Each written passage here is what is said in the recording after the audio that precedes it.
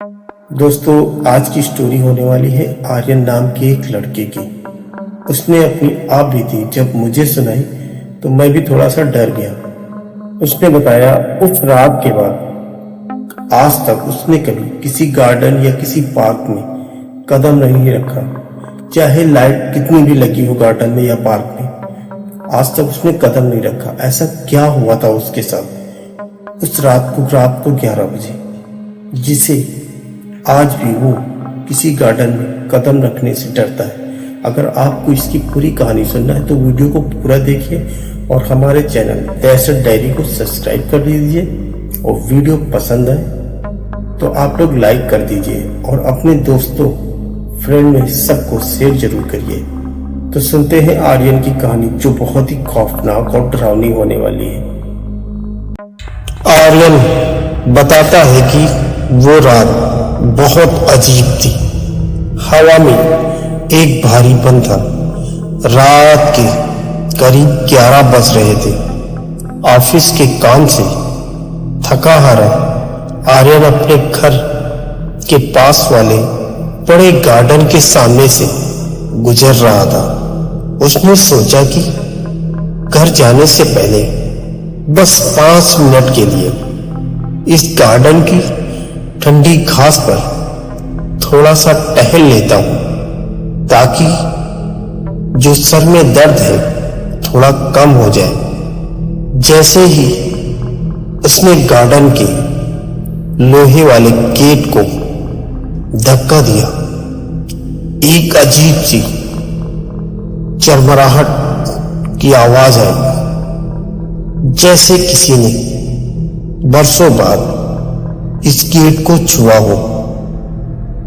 अंदर कदम रखते ही सन्नाटा इतना गहरा हो गया कि उसे अपनी घड़ी की टिक टिक की आवाज एकदम साफ सुनाई दे रही थी। आर्यन गार्डन के बीचों बीच पहुंच चुका था। अचानक उसे महसूस हुआ कि उसके पीछे कोई है। कोई आहट नहीं थी, कोई पैरों की आवाज नहीं थी, बस एक एहसास था। उसे ऐसा लग रहा था जैसे कोई बहुत करीब खड़ा होकर उसकी गर्दन पर अपनी सांसें छोड़ रहा हो। उसने झटके से पीछे मुड़कर देखा। वहां कोई भी नहीं था, सिर्फ लंबी घास और रात के अंधेरे में डूबे वो पेड़। आर्यन को लगा शायद उसकी थकान का नतीजा है।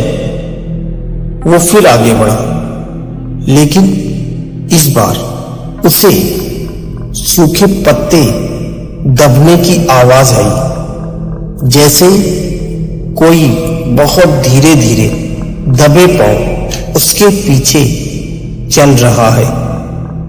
वो रुकता है तो आवाज भी रुक जाती है। वो चलता है तो आवाज फिर शुरू हो जाती है।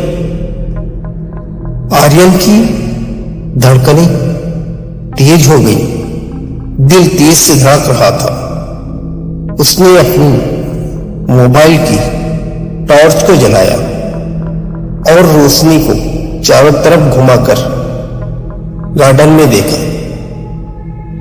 गार्डन के सबसे आखिरी कोने में जहां एक पुराना बरगद का पेड़ था, उसे एक सफेद धुंधली सी आकृति दिखी। वो कोई इंसान नहीं लग रहा था, बल्कि एक साया था जो हवा में ही तैर रहा था। आर्यन ने हिम्मत करके पूछा, कौन है वहां पर? जवाब में कोई भी आवाज नहीं आई, बस एक ठंडी हवा का झोंका उसके कानों के पास से गुजर कर चला गया और एक फुसफुसाहट सुनाई दी कि तुम्हें अभी नहीं आना चाहिए था। तभी उसने देखा कि पेड़ की टहनियों से छोटे छोटे काले हाथ नीचे लटक रहे हैं, जैसे बहुत सारे बच्चे पेड़ पर उल्टा लटके हो। उसकी आंखों की जगह सिर्फ खौफनाक खालीपन था। आर्यन का शरीर जम गया। वो चिल्लाना चाहता था, पर आवाज उसके गले में ऐसा लग रहा था कि फंस चुकी है। आर्यन ने वहां से भागने की कोशिश की। वो गेट की तरफ बढ़ा, लेकिन उसे ऐसा महसूस हुआ जैसे गार्डन का रास्ता लंबा होता जा रहा है।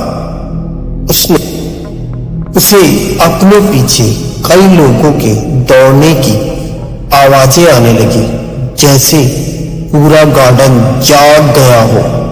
तभी उसे अपने कंधे पर एक बर्फीला ठंडा हाथ महसूस हुआ। जैसे ही उसने मुड़कर देखा, उसे एक चेहरा नजर आया जिसकी खाल लटकी हुई थी और वो खामोशी से उसे घूर रहा था। खौफ के मारे आर्यन की आंखों के सामने अंधेरा छा गया और वो वहीं पर गिर पड़ा। इधर आर्यन के घर वाले रात के 1 बज चुके थे और आर्यन नहीं आया तो उसको ढूंढने के लिए बाहर निकले। आर्यन का फोन भी नहीं लग रहा था, तो उसके घर वाले घबराकर उसे ढूंढने निकले। जब वो गार्डन के पास पहुंचे तो उन्होंने देखा कि आर्यन गार्डन के मुख्य गेट के ठीक बाहर बेहोश पड़ा है। उसकी सर पर मिट्टी के निशान हैं और उसके गले पर किसी की उंगलियों के निशान हैं, जैसे किसी ने उसका गला दबाने की कोशिश की हो।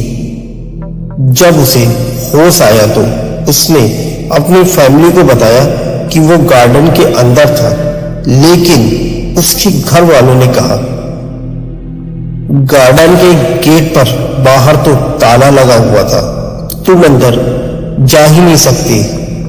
आर्यन ने मुझे बताया है कि उस रात के बाद मेरी जिंदगी बदल गई।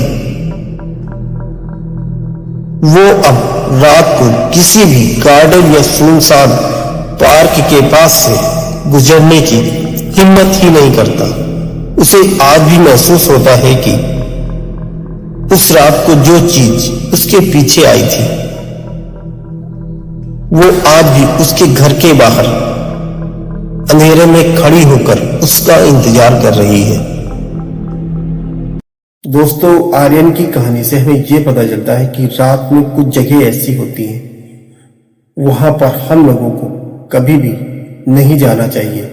हाँ, अगर आप लोगों के पास भी है कोई खौफनाक और डरावनी कहानियां तो आप हमें भेज सकते हैं। वीडियो पसंद आया हो तो लाइक जरूर कर दीजिए और हमारे चैनल दहशत डायरी को सब्सक्राइब करना बिल्कुल ना भूलें। हाँ, आज के बाद आप कभी भी रात में बाहर निकले तो पीछे मुड़कर आप लोग जरूर देख लेना।